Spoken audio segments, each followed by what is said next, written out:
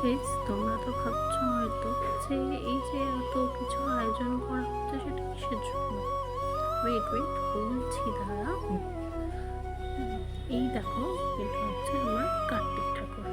আসলে কালকে বাবার বন্ধুরা সবাই এসে রাত্রেবেলা কার্তিক ঠাকুর দিয়ে গেছে আমাদের বাড়িতে।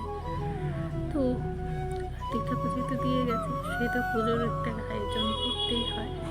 আর একটু বাদে ঠাকুরমশাইও এসে যাবে। তো চলো আমি এবার রেডি হয়ে আসি। একটু ব্যস্ত ছিলাম সারাদিন, আর ঠাকুরমশাইও চলে এসেছিলো।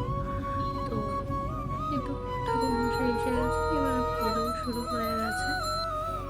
পুজোটা শুরু হলো, ঠিক আছে। পুজো শেষ হওয়ার পরে তোমাদের সাথে কথা হচ্ছে। বাই। এই আমার বাড়ির ছোট্ট পুজোর একটা ভিডিও তোমাদের সাথে ক্লিপ শেয়ার করলাম।